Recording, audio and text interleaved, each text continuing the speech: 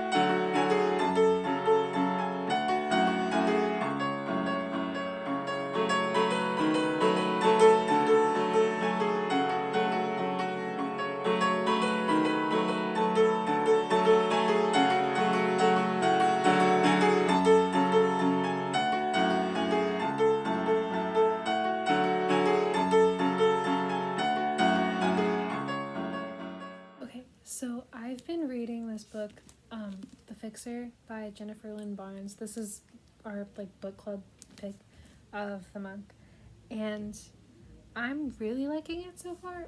Other than the fact that like I just have a pet peeve of stories that take place in like elite schools, just because people use their privilege to like get out of trouble, and it just drives me up a wall.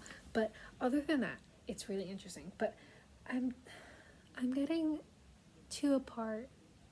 You know what? Before I talk about this, I think one of the things that I'm really enjoying about it is that it tackles a lot of like real issues that I in particular can relate to. To start, Tess's relationship with her sister is really fascinating to me, just because I don't have a very strong relationship with my siblings, so I completely understand Tess's mindset that like her sister left her and doesn't really care about her, and suddenly is coming back into her life as if nothing was ever wrong, and that bothers her. Like, I kind of get that, of this idea that, like, your siblings didn't really act like your siblings, especially because she and her sister have a significant age gap. I don't remember what it is. I think it's like 20 years. And I have a 20-year age difference between me and my sister, and an 18-year age difference between me and my brother. So I definitely relate to this idea that like my siblings have their own lives, I have my own life, and it's hardly like we're siblings. Like they're people, and I'm a person, and we both live our separate lives. So I'm intrigued to see how Tess and her sister Ivy make amends, I guess, or at least get closer. Not because I'm projecting or anything, But yeah, so that I really like and I find fascinating. But also, I just got to this part where Tess has made this friend at school named Vivi, and Vivi hasn't been in school for about a week.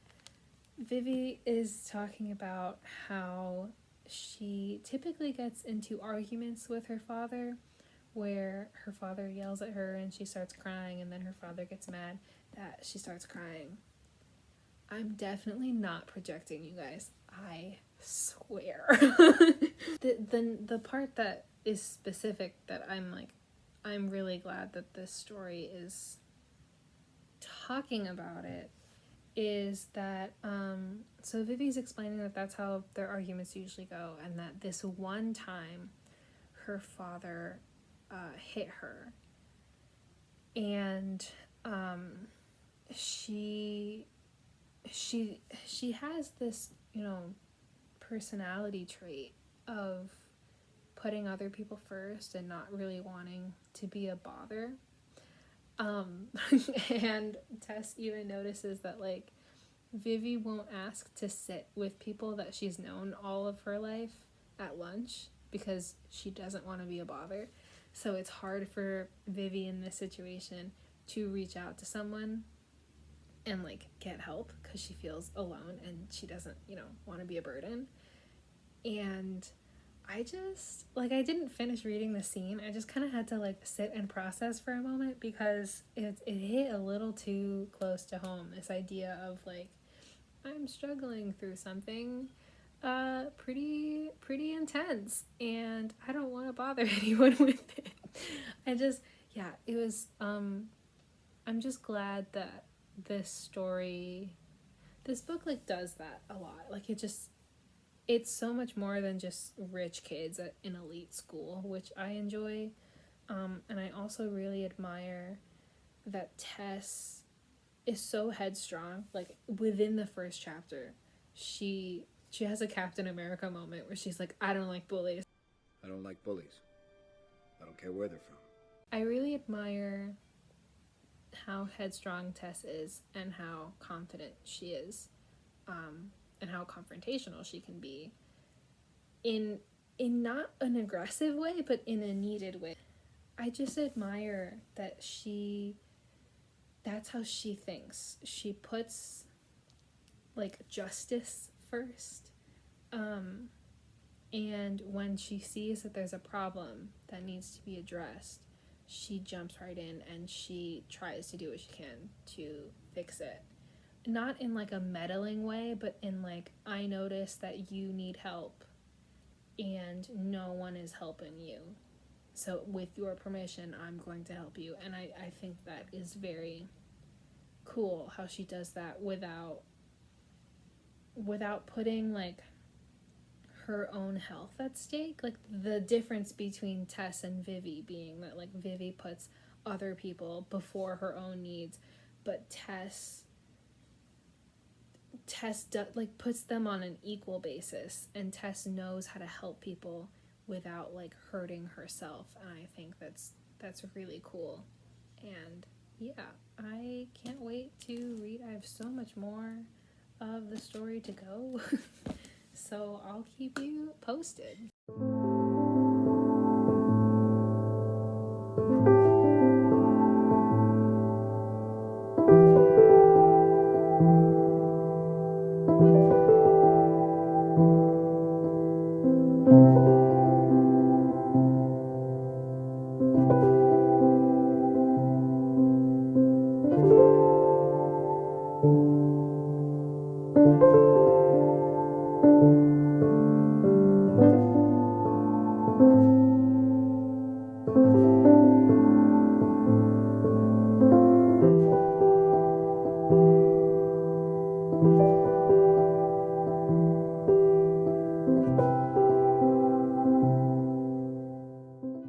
Hi, people.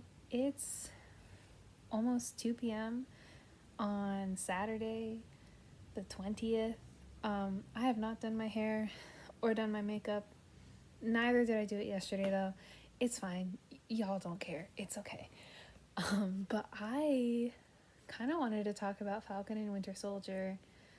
I guess minor spoilers. I'll put a timestamp for when I'm done talking, but I'm gonna try not to spoil anything.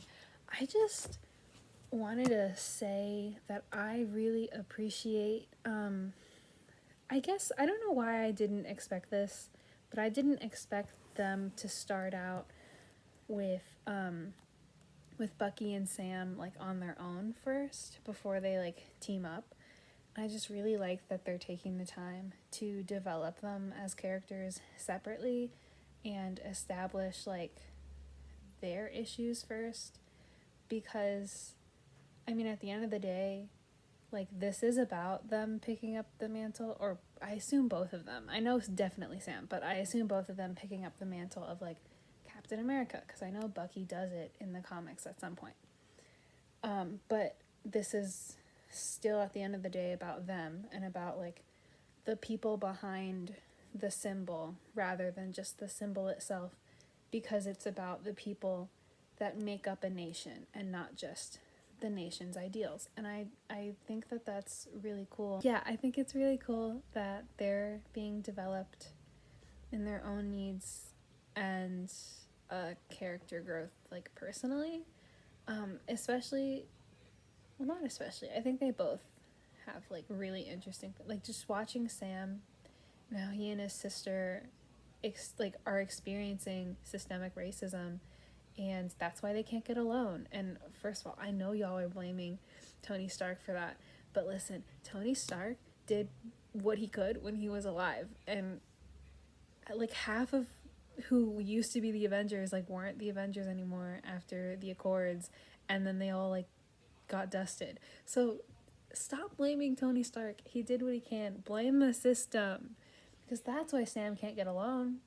That's exactly why Sam can't get alone. He's being like praised for the image that he has put out there, but when it comes to him as a person, that's why he can't get along, because people like to pretend to be an ally. That's like why the banker guy wanted a picture with him. Okay, now spoilers, but but that's like why the banker guy wanted a picture with him even after denying him the loan, because he wanted to look, I'm with an Avenger, I'm such good friends with this Avenger, or I support this guy, or like look at me, and not considering that Sam is a person with needs and he has like a financial plan, and he's responsible, and he's like, you know, I guarantee you if Steve wanted a loan, Steve would have gotten a loan. You know what I mean? Like, it's just, this is an important thing that the show is tackling, and I think is especially important with, like, the mantle of Captain America, especially how, again, Sam was praised for giving up the shield because it was the right thing to do, and then the government was like, oh, but we need a symbol, and they give it to a white guy, completely ignoring Steve's, like, intention that Sam be the next Captain America, because they need to fit the symbol and image that they had before, not realizing that what the people need is a symbol that fits them and represents them, because the times are different and they're changing. And Steve was great. Steve was wonderful. He represented a lot of the important ideals, but so does Sam. And just replacing Sam in favor of another white guy isn't what the country needs. And look, I'm talking about this like it's real, but like, you get what I mean. Because it kind of is real, and that's what's important about it. And I am excited that the show is tackling this and putting it in the forefront of what's going on, because Marvel doesn't have the greatest track record with people of color, and I could share my you know what, I will share my disappointments, because as much as I loved WandaVision, and I love Wanda, and I love Elizabeth Olsen, like, she did a fantastic job, and she's great, but Wanda is not a white character. She's not. She's Jewish, and she's Romanian, and they replaced her in the MCU with a white woman who I believe, excuse me, yeah, I believe in the movies she even wears a cross, so they Christianized her, which, you know what, it's fine. I'm all for Christian representation in stuff, but like, not at the expense of Jewish hair. You know what I mean? Like, that's not who she is in the comics, so don't make her something different in the movies. Also, recently they had announced that they're going to be either making like a show or introducing the character of America Chavez, which is great. I love her. She's wonderful. And they casted someone who's Latina, which is, again, great, wonderful. But in the comics, America has darker skin, and they casted someone who's like me. And again, I love the Latina representation, but considering Marvel's track record of whitewashing, that's exactly what they're doing. And they're casting someone who's a part of the community, but someone who just looks a little whiter. And I'm not sure if that's because they're worried that introducing so many, like, not white, not straight people is going to scare the community or what. But I do think Marvel should be more conscientious of their whitewashing problem. So I am very excited that Falcon and Winter Soldier centers a black man experiencing racism. It's kind of what we've needed from Marvel for a while. Now, on Bucky's side, I'm very, very excited to see him, first of all, going to therapy. And I kind of didn't like his shrink. I agree that she's a terrible shrink. I think that if I had a therapist like that, I would have cried, and not in like a cathartic way, but in like a, mom, please pick me up, I'm scared. So I don't know what they were doing there, but I do think it is great to show him getting the help that he needs, and also learning how to be himself and what that means and what he wants after being a mindless soldier who was forced into someone else's way of thinking for so long, for like an entire lifetime. I'm very thrilled on what that means for his character, what that means for possible like mental illness representation, like, or even like PTSD representation, and just real struggles that people have, and how Bucky is going to deal with it is really exciting, and I'm so happy for him. I'm thrilled that he's finally getting the attention that he needs as a character and as a character arc. And yeah, and you know, not to always talk about Loki, but I do think that this bodes well for the Loki series, because if they're addressing how Bucky was affected by his mind control, and we're going to be following Loki right after the events of the Battle of New York, then I hope that means we're going to be addressing how Loki was affected through his mind control.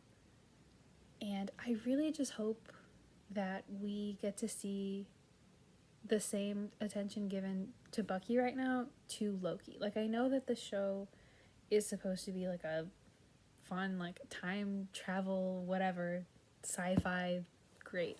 Like, I love that, but I also hope we see some of, like, Loki's struggles as a person, and as he's coming to terms with who he wants to be and not who he feels like he's been forced to be, or not as defined as less than his family, or not as good as, or, you know, speaking of racism, I really hope that Loki's frost giant heritage is going to be addressed in the series, because they brought it up once and they never did it again.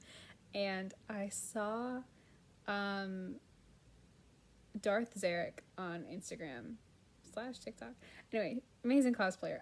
She had shared this post about how Loki's experience with finding out that he's a frost giant and what that means in his society is a pretty good example of internalized racism. And I completely agree. I think it is super important in developing Loki's character for him to connect with his heritage in a good way, because he's been told all of his life that frost giants are monsters and evil and terrible and something to be feared, and then to find out that that's where you're from and that's who you are is terrifying to find out, coming from the people who set the standard that this entire group is something to be feared. Because Loki lives with the royal family, and I guarantee you, if Odin didn't think that about frost giants, Asgard wouldn't think that about frost giants. So I do think it's really important for Loki to be developed as a character on his own and free from just what he's been told his entire life. I have so many hopes for the series, and watching Loki grow, and hopefully, you know, just I have a lot of hopes for the Loki series, and I could talk about this for a long time, but I don't really want to get my hopes up, because like I said, Marvel doesn't have the greatest representation history record. So yeah, that's all I have to say about that. Thank you for listening to this really long rant.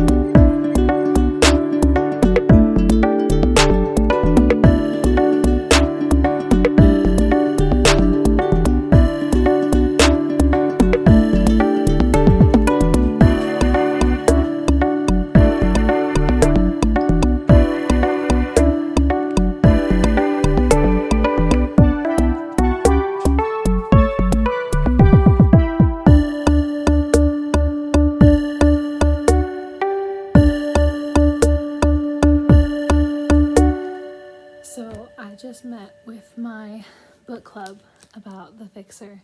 It was so good. I gave it 5 out of 5 stars. I can't even like say anything very well thought out. I apologize. That's like what this channel's about. Yeah, I appreciated that it was a fun YA, but it was also really good at making sure it wasn't shallow. And I don't know, like I feel like a lot of YA either tries to take itself too seriously and then ends up making everything feel flat and two-dimensional and very trope-y, or it doesn't take itself seriously enough and it falls into like problematic storytelling. But this, I think, found a really good balance of this is a fun YA and it's not realistic at all, but it also feels very grounded and real just because of the content material and because of the relationships with people. Like, I think it was very good at balancing crazy fast-paced plot with real, well thought out characters and interesting dynamics between people that were all unique in their own way because each character was unique in their own way. And I just really, really liked it. I have a plan, I guess, to read the next book. I'm a little worried that I won't like it as much just because sequels aren't usually like as good or better than the first book, so I'm a little wary about that. But I do want to see how Tess and Ivy's relationship moves forward, and also Tess's relationship with her new family member. I'm trying not to spoil anything, but with the deal that she makes at the end of this book, I am intrigued to see how that affects the way that she interacts with people around her. I mentioned before that I found Tess and Ivy's sibling dynamic relatable in the sense that my sister and I do not get along, and well, not get along, but I do relate to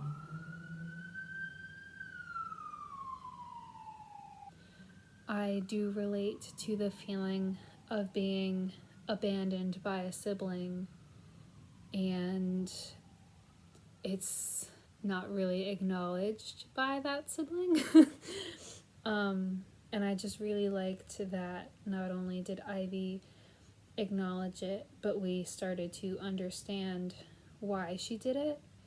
And then there was the big reveal, and it was like, I can't relate to this anymore. But it was very heartwarming and moving, and I do appreciate that it wasn't wrapped up as this, now everything's fixed and I understand everything completely now and I'm either going to love you completely or hate you completely. And it was like, well, that's not how a real person would handle it.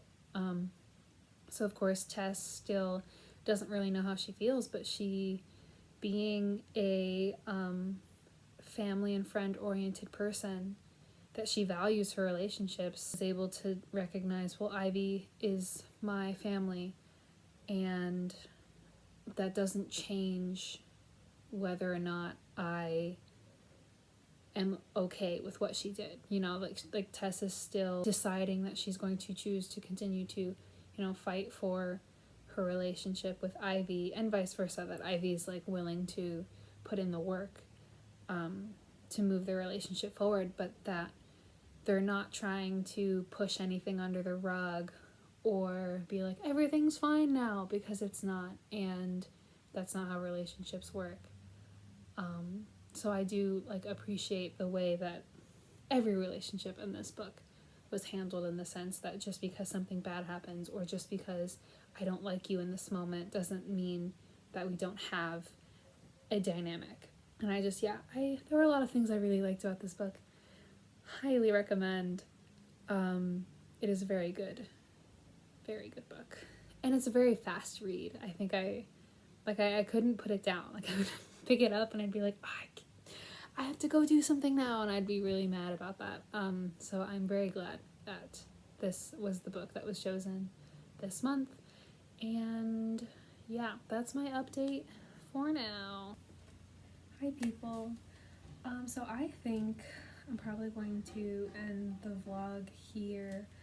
I'm sorry if it wasn't very interesting. I kind of like forgot to film things. Even though I said I wanted to vlog, I just kind of forgot that part of filming a vlog means filming the things that you do in your life. And I just wasn't thinking. It was very exciting to just like have the time to do things for me, so I wasn't really thinking about filming them. But you know, it is what it is. I hope this just wasn't too boring. I will I'll try to make the next video more exciting. Speaking of which, please comment down below what you'd like to see me do on this channel, or hear me talk about, or I don't know. I just, sometimes I have no ideas and sometimes I have too many. So it would help if I knew just kind of what you guys wanted, then I can channel my creative energy into that. I have no idea when this vlog will be up. It'll probably be up after the 3rd episode of Falcon and Winter Soldier, in which case I probably won't be able to share my thoughts on it, obviously, until like the next time. I just I enjoyed talking about it. I know I ranted about it for a really long time, but I just really enjoyed talking about it. Hopefully, maybe I'll make a video just talking about my thoughts after the end of the show, and just I'll write down things that I think of as I'm watching it so I don't forget, because I have a terrible memory. Yeah, thank you so much for watching and supporting me and listening to me ramble about things that aren't interesting. I hope you guys are doing well.